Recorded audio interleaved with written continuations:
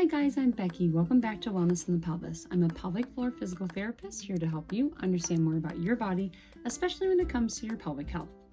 And today we are going to talk about what I am doing to help prepare for baby number 2.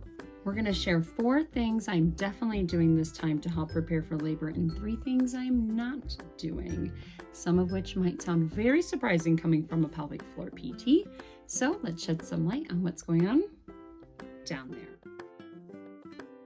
So I'm 30 weeks pregnant. So if you can see that action there.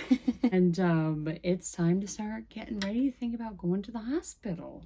My delivery with my daughter was super smooth. It was about as easy as it can get. Hoping that it goes the same way this time. Fingers crossed. Definitely need to prepare though. First thing I'm doing, which I did with my daughter, is Hypnobabies. Hypnobabies, if you haven't heard of it, is basically a guided meditation program that helps women get in the zone when it comes to going through their pregnancy and especially labor and delivery. And I can link that in the description below. It sounds kind of hippy-dippy, and sure, I could see why it might be even once you go through it, but really the core of it is you're focusing on breathing, relaxing your body, and getting your head out of the way. So that way your body and baby can work together to get baby out. Stretching is another one I'm definitely doing. The stretches that I'm doing include a deep squat, which I cannot recommend highly enough. Your hips need to be able to be open. Your joints in your legs need to be able to get down. Even if you don't birth in that position, it's a very important position to be in, and to have that mobility force. That way everything can be flexible and relax. And then more muscularly, focusing same kind of areas on hamstrings, inner thighs, or the adductors. And lastly, just spinal mobility. It's real easy for the spine to get kind of gummed up during pregnancy. So doing things like cat-cows, child's pose, and just gentle inversions on the couch, things like that are going to help keep my spine healthy and get ready for baby. Strengthening, keeping my whole body strong. I mean, getting ready for labor is basically the same thing as training for a marathon. And so especially keeping my core strong, I'm doing a lot of yoga. So moving in between planks and down dogs and warriors and all sorts of different positions just to help keep my body fluid, keep my core strong. And then when I'm not doing yoga, I am doing HIIT videos. I feel pretty good in my body knowing how I move and what's safe and not safe when it comes to pregnancy. I feel confident in my ability to do more high intensity things, but definitely talk to your doctor or a pelvic floor PT before you get into more of those high intensity stuff, especially in the 3rd trimester.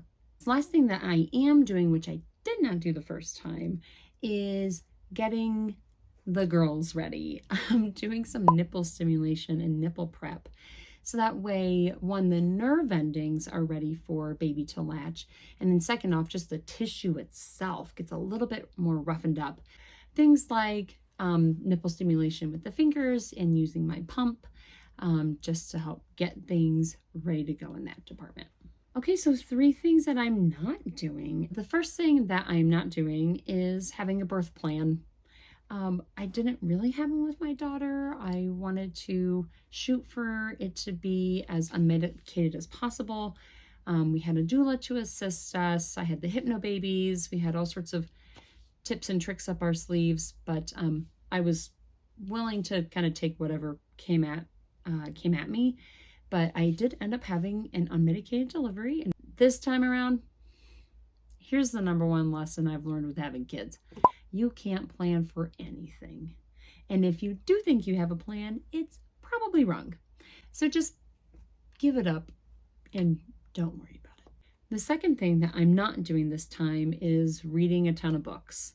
I read plenty when I was pregnant with my daughter, as well as watched tons of videos and followed different accounts and reached out to all sorts of friends and people I knew that had had babies to get their experience.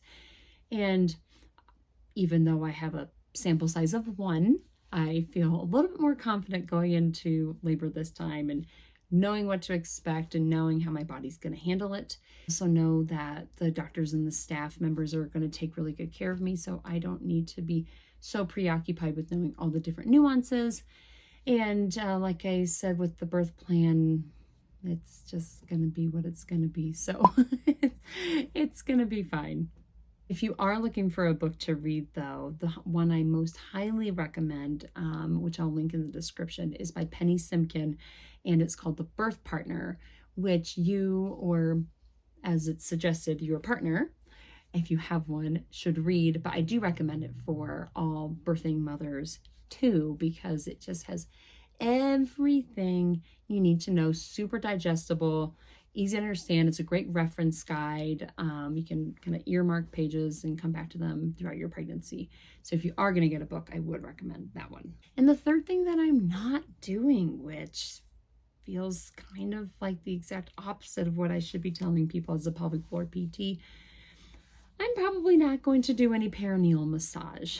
If you aren't familiar with what a perineal massage is, it's where once you get toward the end of your third trimester, you, your partner, or a pelvic floor PT uses their fingers on the inside of your vagina and toward the back, pulled down and backwards to help get that tissue ready to open up and stretch as baby's head makes its way through.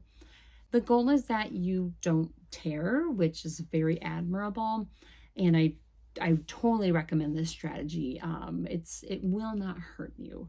However, I don't feel like I have the time or energy to give it, and you are less likely to tear with your second than you are with your first. Who knows what will happen? I did have a second-degree tear with my daughter, and it all turned out okay. And so if I have time and energy, I'll do some, but really I think it's more valuable that I spend time focusing on my Hypnobabies work and keeping up with breathing and relaxing rather than focusing on getting in there and getting at that soft tissue. So what questions do you have? Let me know in the comments down below. Thanks for checking out my work, and we'll see you next time.